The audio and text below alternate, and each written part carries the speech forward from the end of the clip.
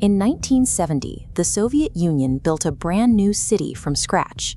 Pripyat was designed as a thriving, modern utopia for nearly 49,000 people, and virtually all of its residents shared a single employer, the brand new Chernobyl nuclear power plant.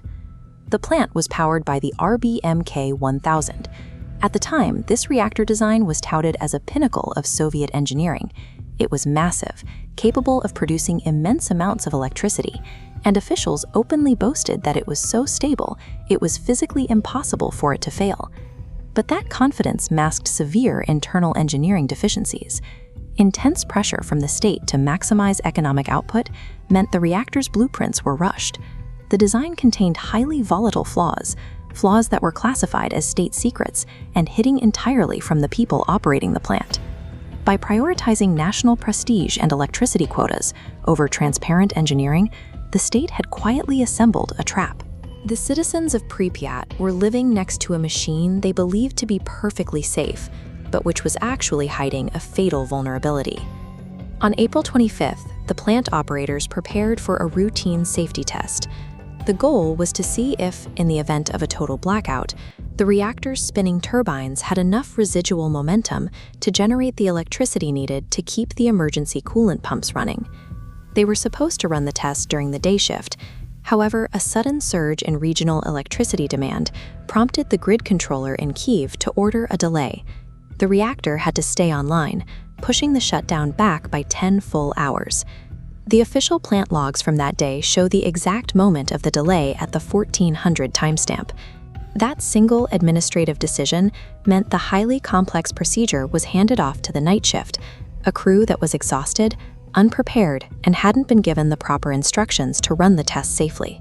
A standard bureaucratic request for more power had inadvertently placed a highly sensitive procedure into the hands of an unaware crew, working in the middle of the night on a machine they didn't fully understand. At 12:28 a.m., the operators begin reducing power for the test. Suddenly, the power output drops sharply, falling far below stable levels. This happened because of a toxic buildup of a byproduct called xenon gas inside the core, which acts like a sponge, absorbing neutrons and killing the reaction. In a frantic attempt to keep the reactor from shutting down completely, the operators responded by manually pulling almost all of the control rods out of the core. They managed to force the power back up, but in doing so, they violated strict operating guidelines and stripped away the reactor's primary defense mechanism.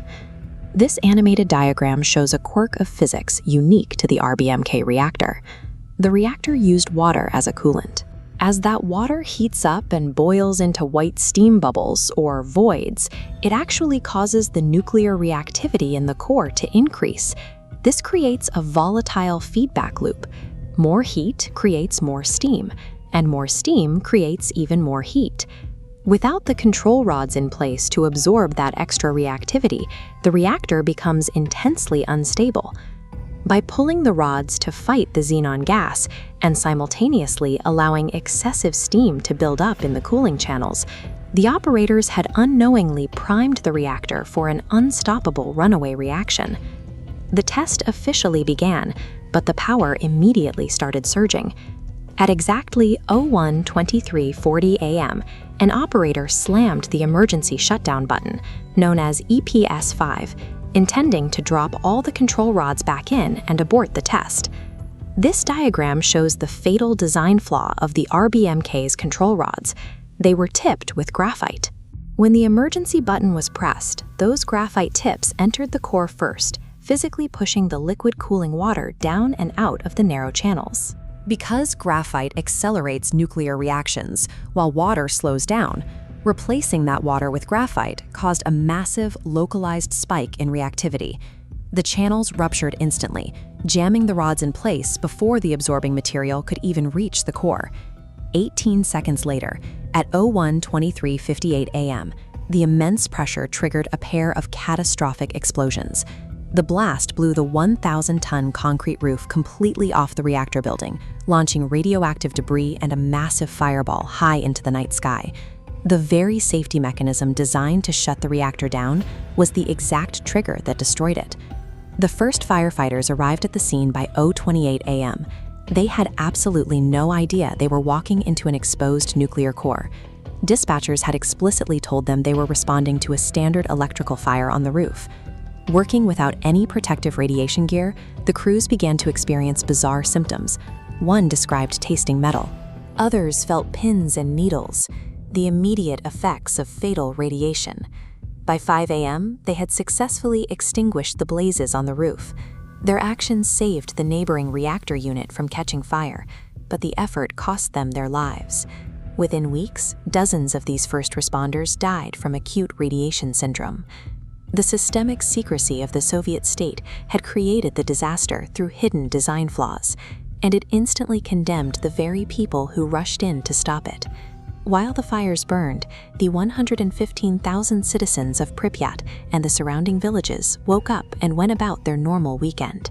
Authorities did not order an evacuation until Sunday afternoon, a full 36 hours after the explosion.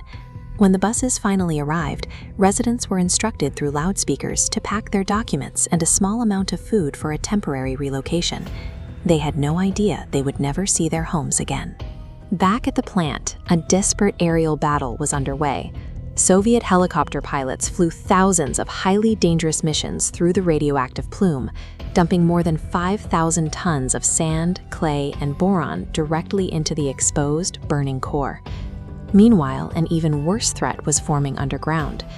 The melting nuclear fuel mixed with concrete and sand to create a radioactive lava called corium. If this molten mass burned through the floor and hit the flooded bubbler pools in the basement, it could trigger a second massive steam explosion, spreading contamination even further. While the citizens were kept in the dark to avoid panic, engineers and military units fought an apocalyptic, frantic battle just miles away to prevent a wider European catastrophe. To stop the immediate spread of radioactive dust, thousands of workers, or liquidators, were brought in to quickly construct an enormous concrete and steel shelter over the wreckage, known as the sarcophagus. When the International Atomic Energy Agency investigated the root causes, they concluded that human operator error was only part of the problem. The catastrophe was the inevitable outcome of a flawed reactor design, operating in a vacuum of safety culture. The financial and political fallout was staggering. Decades later, Soviet leader Mikhail Gorbachev would write that the sheer cost and the exposure of state secrecy at Chernobyl was perhaps the real catalyst for the collapse of the Soviet Union. Because the original concrete sarcophagus was built so hastily, it began to degrade. In 2016, an engineering marvel called the new safe confinement, a massive metal arch, was slowly slid over the entire site to contain the deadly radiation for at least another century. Today, Chernobyl remains a permanent monument to what happens when political pride outweighs scientific truth. The utopia of Pripyat lies completely abandoned, an entire city forever frozen in time.